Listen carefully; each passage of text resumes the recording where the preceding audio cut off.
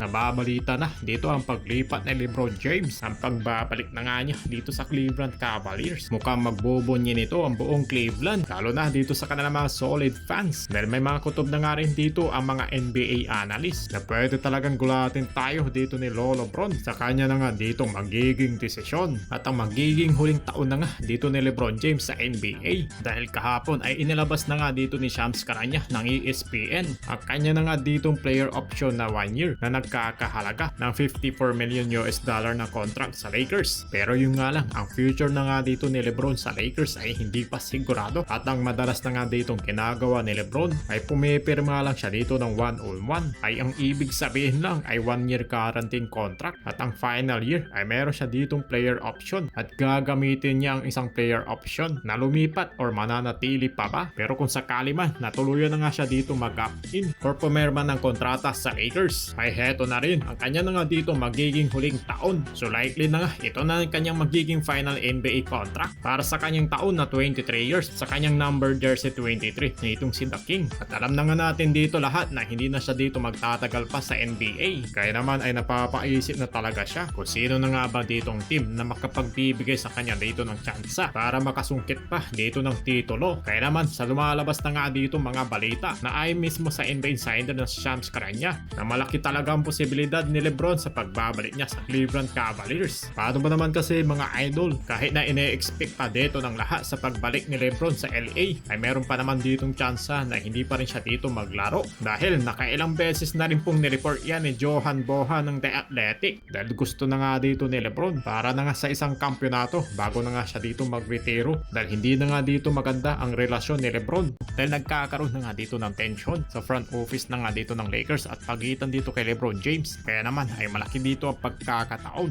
at tumungo na sa free agency. Panahon na nga ba para bumalik na nga itong si LeBron sa Cleveland Cavaliers at ang Cleveland Cavaliers ngayon ay meron ditong napaka-competitive ng mga batang roster. Nandiyan ang 25 years old na guard na si Darius Garland. Samahan mo pa ang inside and out na threat itong si Evan Mobley. Meron pa sila malupit na big man si Jarrett Allen at ang sharpshooter nila na si Max Strus at meron din mix ng veterano na katulad na lang dito na Donovan Mitchell na talaga naman ditong bumubuo na napakalakas dito na frontline. Kaya kung gusto pa talaga dito magkampiyon ni LeBron James ay dapat na nga niya ditong iwanan ang Los Angeles Lakers. Marami nga dito nagre-reklamo na wala ditong matibay na big man at yung sinasabi pang controversial kay Luka Doncic sa kanyang pagkapagod sa third quarter. Si LeBron James kasi ay parang nagre-reklamo at nagpaparinig na dito nga sa LA Lakers. Sabi nga daw niya ay ayaw nga daw niya yung ganitong sitwasyon ngayon sa team ng Lakers na sila ay natatalo. Gusto nga daw niya na tapusin ang kanyang karir na nagkukumpit pa for NBA title. Pero kung mananatili pa rin siya dito sa Western Conference ay hindi ito magiging madali dahil na nga sa mga maraming malalakas dito na mga teams. Kagaya nga lamang itong OKC Thunder na muli na naman dito nakabalik sa NBA Finals. Siguradong marami pang mga big news ang maririnig natin dito na nga sa Lakers pagdating ng off-season.